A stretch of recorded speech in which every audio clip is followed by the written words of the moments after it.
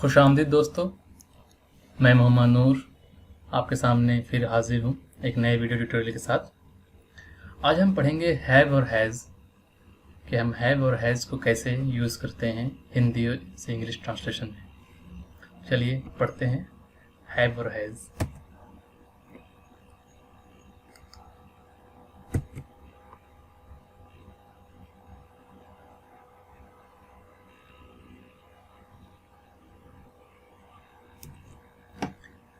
सबसे पहले ये जानते हैं कि हैव और हैज़ कौन से सेंटेंस में यूज़ होता है, यानी किस तरह के सेंटेंस में यूज़ होता है। अभी तो मैं आपको नॉर्मल बता रहा हूँ, आगे चल के जब हम पढ़ेंगे टेंस तब हम बताएंगे हैव के हैज़ का और वर्ब के साथ यूज़ कैसे होता है। अभी हम पढ़ते हैं सिर्फ एडजेक्टिव और ऑब्जेक्ट के साथ हैव और हैज़ का यूज़ कैसे करते हैं, किसी नॉन के साथ हैव और हैज़ का यूज़ कैसे करते हैं।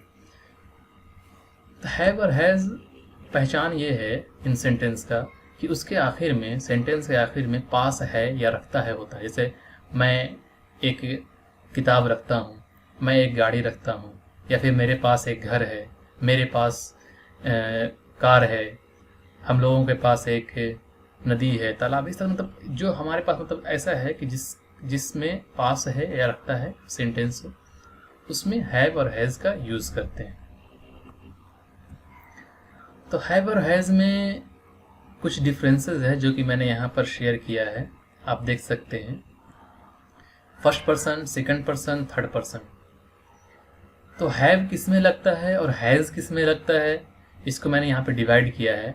फर्स्ट पर्सन मतलब कि मैं, यानी कि आई के साथ हमेशा हैव लगता है, आई के साथ हमेशा हैव लगता है, ये फर्स्ट पर्सन का है। अब सेकंड पर्सन वो होता है जैसे आप, तुम लोग, तुम्हारा, तुम्हारी, ये सेकंड पर्सन हो गया। तो सेकंड पर्सन में भी हैव ही लगता है, सेकंड पर्सन में भी हैव ही लगता है। हैज़ जो है वो सिर्फ थर्ड पर्सन में लगता है। थर्ड पर्सन में उसका, उसकी, जिसमें ही, शी, इट ये सब हो, उसमें हैज़ लगता है थर्ड पर्सन में। लेकिन अगर थर्ड पर्सन में कोई प्लूरल हो, जैसे उन लोग, वे लोग, तुम लोग, ये सब हो, तो उसमें हैव लगेगा। सिर्फ और सिर्फ थर्ड पर्सन के सिंगुलर में हैव लगता है, थर्ड पर्सन के सिंगुलर में हैज लगता है। सिंगुलर मीन्स जिसमें किसी एक चीज़ का बताया जा रहा हो। जैसे राम के पास एक कार है, अब हम बोलें कि उन लोगों के पास एक कार है, यहाँ बहुत सारे लोग हैं तो ये प्लूरल हो गया, इसलिए इसमें हैव लगेगा। सिर्फ सिंगुलर साथ हैज लगता है, ठीक है। अब इसके ये पॉजिटिव सेंटेंस हो गए, जिसमें आपको मैं बता चुका हूँ कि subject plus have plus object, subject plus have plus object, subject plus has plus object, ऐसा हो यूज़ होगा। अब आते हैं इसके नेगेटिव, इंट्रोगेटिव और डबल इंट्रोगेटिव में कि नेगेटिव कैसे बनता है। तो नेगेटिव यानी कि जिसमें नॉट यूज़ हो, subject plus have plus not plus object. तो इसमें यहाँ पर अगर सब्जेक्ट में आई रहेगा तो हैव लगेगा, यू रहेगा तो हैव लगेगा, लेकिन ही, शी या कोई नाम रहेगा तो हैज़ लगेगा। Subject plus has plus not plus object. मेरे पास एक कलम है, आई हैव, मेरे पास एक कलम नहीं है, I have no a pen. अगर यहाँ पर रहेगा कि राम के पास एक कलम नहीं है तो Ram have no a pen, Ram has no a pen, sorry. उस तरह से अगर इंट्रोगेटिव बात करें जिसके शुरू में किया आ जाए तो कुछ भी नहीं करना है, सिर्फ हेल्पिंग वर्ब यानी कि हैव, हैज़, हेल्पिंग वर्ब इसमें है, उसको उठा के पहले करना है। क्या मेरे पास एक कलम है, हैव आई ए पेन, सब कुछ वह जाएगा, सिर्फ हैव पहले आ जाएगा। अगर नॉट रहता तो क्या होता, have I not a pen.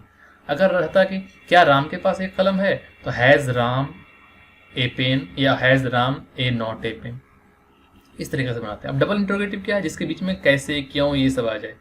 मेरे पास एक कलम कैसे है, तो कैसे पहले आ जाएगा, हैव, हाउ, बाकी सब कुछ सेम टू सेम इंट्रोगेटिव का होगा। हाउ, उसके बाद से फिर हैव लगेगा, उसके बाद बचा क्या, सब्जेक्ट यानी आई, उसके बाद नॉट रहेगा तो नॉट लगेगा, उसके बाद एक कलम, ठीक है। तो इस तरीके से हम सारे सेंटेंस को बनाते हैं, इन सब सेंटेंस को, ठीक है। अब इसके अलावा मैंने कुछ प्रैक्टिस के लिए आपके सेंटेंस बनाया है, आप उसको देखें और अपने तरीके से उससे बनाने की कोशिश करें। ये प्रैक्टिस के, प्रैक्टिस में जो सेंटेंस हैव और हैज़ के रिगार्डिंग है वो सेंटेंस यहाँ पर दिए गए हैं। आप इस सेंटेंस को देखें और अपने तरीके से इसे इंग्लिश ट्रांसलेशन में यूज़ करने की कोशिश करें। अगर कुछ समझ में नहीं आता है तो आप मुझे कमेंट करें, मेरे वीडियोस को शेयर करें, लाइक करें। ओके, आज के लिए बस इतना ही। अल्लाह हाफिज़।